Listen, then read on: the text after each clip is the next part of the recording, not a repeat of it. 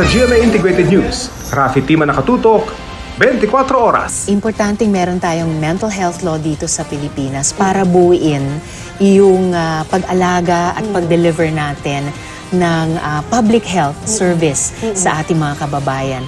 Sabi nga ng Youth for Mental Health Coalition, panahon na nilalobby pa namin maisabatas ito, there's no health without mental health. At kailangan basagin yung stigma at discrimination tungkol dyan, Kara. Kasi habang naka-isolate yung bata, lalong hindi inuunawa kung ano yung kanyang kalagayan, lalong hindi naaabot ng kailangan niyang serbisyo, talagang katulad ng anumang sakit sa ating katawan ay lalong lalala.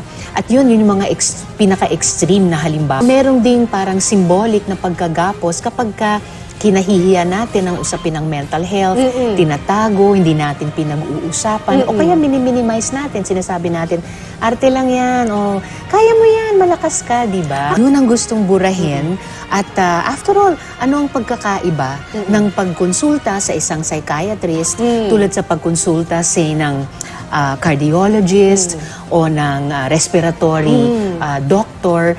Hindi naman tayo magiging buong malusog kahit sa katawan natin kung yung ating kaisipan at damdamin ay hindi mapayapa, hindi panatan, hindi resilient. Kaya ganun kahalaga mabuwag natin itong stigma at diskriminasyon. Kahit kapag tayo ay nababaliw bilang tao, kaya nating hilumin ang ating sarili. At habang tayo ay healthy pa, kaya rin nating i-sustain yung mental health na ito. Yung magiging access dito sa mental health, Kara, ay parang access dapat ng bawat mamamayang Pilipino sa buong service delivery network ng Department of Health. So, ibig sabihin, yung mga specifically psychiatric, neurologic at psychosocial services, gagawing available ng DOH sa kanyang mga regional, provincial at tertiary level hospitals.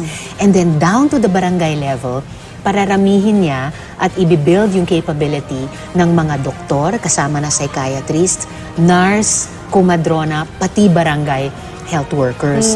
So through a referral system, well, una sa presensya ng mga health service providers na iyon sa baba, at yung pagkakaroon ng mga community-based at outpatient services, una ma-maintain yung mental health ng ating mga mamamayan. Kapag mayroong namumroblema, ay mas madaling matulungan siyang ma-spot yung kanyang mga sintomas at ma-refer siya. Both in terms of yung paglaan ng pondo sa Department of Health taon-taon sa ating General Appropriations Act at sa panawagan sa private sector at sa PhilHealth.